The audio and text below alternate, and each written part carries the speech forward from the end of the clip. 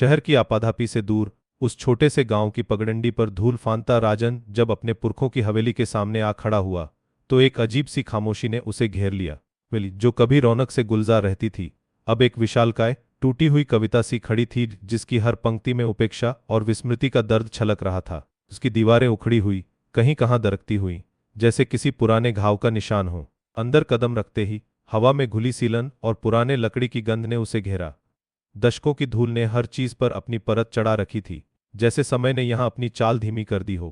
क्लियारे की टूटी खिड़कियों से रिश्ती मंद रोशनी धूल के कणों को हवा में नाचते हुए दिखा रही थी, जैसे वे किसी अदृश्य धुन पर थिरक रहे हों।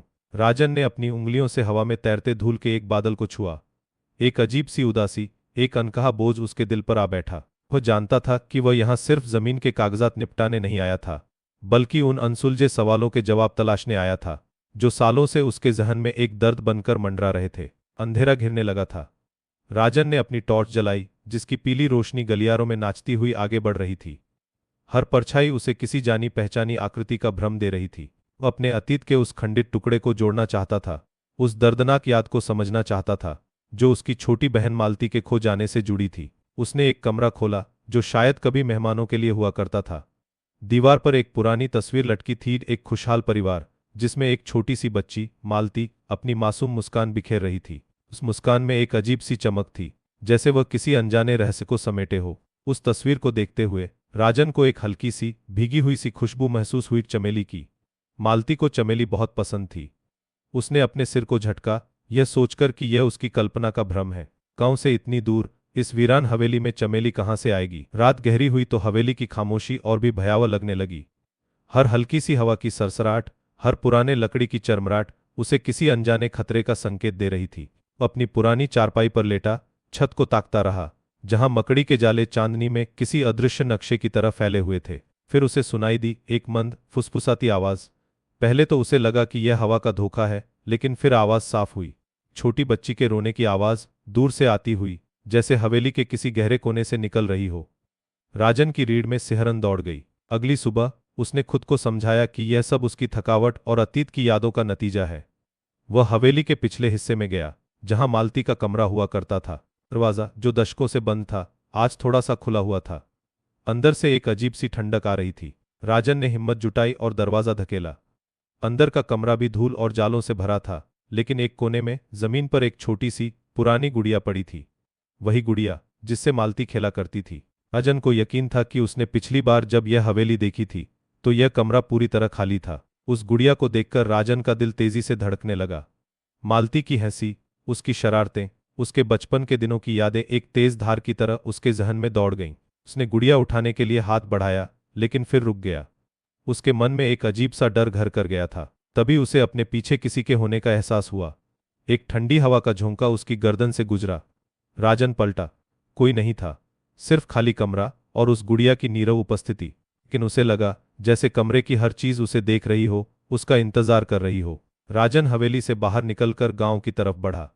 उसे गांव के चौराहे पर बरगद के पेड़ के नीचे बैठी बूढ़ी राधा दादी मिली, जिनकी झुर्रियों वाली आंखें समय के कई रहस्यों को समेटे थीं। राजन को देखते ही उन्होंने एक लंबी आ भरी। आ गया बेटा, मुझे पता था तुम्हें आना ही था। वो हवेली किसी को शांति से जीने नहीं देती जो अतीत को दफन करना चाहे, दादी ने अपनी धीमी आवाज में कहा। उनकी आंखें हवेली की तरफ थीं, जो दूर से एक उदास महल सी दिख रही थी। क्या मतलब दादी? राजन ने पूछा। उसकी आवाज में उत्सुकता और डर का मिश्रण था। मालती, क्या हुआ था उसे?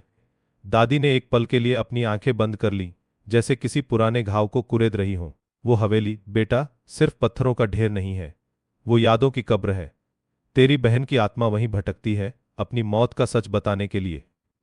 क्या शायद तुझे याद दिलाने के लिए कि तूने क्या भूला दिया है? दादी ने अपनी आवाज को धीमा करते हुए कहा। राजन सहम गया। वह शहर के पढ़ा लिखा इंसान था, भूत प्रेत की बातों पर यकीन नहीं करता था, लेकिन हवेली के अंदर जो अनुभव कर रहा था और अब दादी की बातें उसके तर्क को चुनौती दे रही थीं। उसने हवेली लौटने का फैसला किया, लेकिन इस बार डर से नहीं, बल्कि सच का सामना करने के लिए। हवेली लौटते ही उसने सीधे मालती के कमरे का रुख किया। कमरा अब और भी ज्यादा ठंडा लग रहा था। गुड़िया अभी भी वहीं पड़ी थी, लेकिन उसके बगल में जमीन पर एक पुरानी धूल भरी डायरी रखी थी।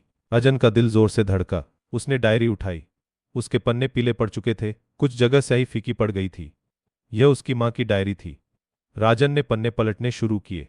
शुरुआत के पन्ने रोजमर्रा की बातें थीं, फिर धीरे धीरे उनमें एक दर्द और उदासी घुलने लगी। एक तारीख जो उसे याद थी, जिस दिन मालती गायब हुई थी, पर उसकी नजरें ठहर गईं। माँ ने लिखा था, मालती आज खेल रही थी जैसे हर रोज खेलती थी। राजन भी उसके साथ था। मेरी आंख जरा सी चूकी और एक चीख के साथ सब खत्म हो गया। राजन के हाथ कांपने लगे। वह आगे पड़ा। राजन डर गया था। उसने बताने में इतनी देर कर दी कि जब तक हम कुएं तक पहुंचे बहुत देर हो चुकी थी। मेरी छोटी सी मालती कुएं में गिर गई थी। उसके दिमाग में एक बिजली सी कौंधी।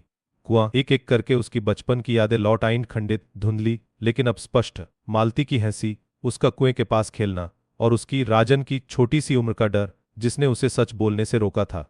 डर जो साल दर साल उसके अंदर एक गहरे घाव की तरह पकता रहा था। मैं दोषी हूं, राजन बुदबुदाया। उसकी आवाज में कई दशकों का पश्चाताप घुला था।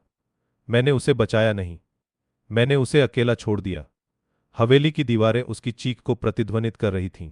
राजन मालती के कमरे से निकला और सीधे हवेली के पीछे बने आंगन की तरफ भागा।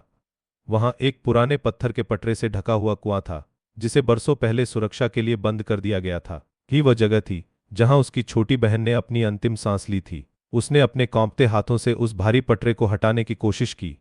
हर पत्थर उसके अतीत के बोझ की तरह लग रहा था। आखिरकार उसने उसे हटा दिया। अंदर से एक ठंडी, अंधेरी गहराई निकली, जहां अब सिर्फ सूखी पत्तियां और कंकड़ दिख रहे थे। राजन कुएं के मुहाने पर बैठ गया। उसकी आंखें उस अंधेरी खाई में झांक रही थीं। उसे मालती की चीख सुनाई नहीं दे रही थी, न ही कोई परछाई दिख रही थी। सिर्फ एक गहरा, खामोश गड्ढा था, जो उसके अपने अपराध बोध की तरह अथाह था। उसने अपनी हथेली में से एक सूखी चमेली की कली निकाली, जो उसे शायद उसी हवेली के किसी कोने में मिली थी। उसने उसे धीरे से कुएं में गिरा दिया। हवा में कुछ पल थिरकी, फिर उस अंधेरी गहराई में खो गई, जैसे कोई पुरानी याद हमेशा के लिए विदा ले रही हो। हवेली की खामोशी अब वैसी भयावह नहीं थी जैसी पहले थी। उसमें एक अजीब सी उदासी थी, एक स्वीकृति का भाव। मालती की आत्मा शायद कभी हवेली में नहीं भटकी थी। उसका अपना दर्द था, उसका अपना अपराध बोध था, जो वर्षों से इस सूनी ड्योढ़ी में कैद था और अब मुक्ति पा रहा था। राजन वहां से चला गया, लेकिन इस बार वह खाली हाथ नहीं था। उसने अपने साथ एक सच्चाई ली थी, एक मुक्ति का एहसास। हवेली वहीं खड़ी रही, अपनी पुरानी कहानियों को समेटे, लेकिन अब उसकी ड्योढ़ी सूनी नहीं थी। उसमें एक उम्मीद की किरण थी, एक अतीत की स्मृति जिसे आखिरकार स्वीकार कर लिया गया था। आपको यह कहानी कैसी लगी? हमें कमेंट्स में बताएं और चैनल को सब्सक्राइब करना न भूलें।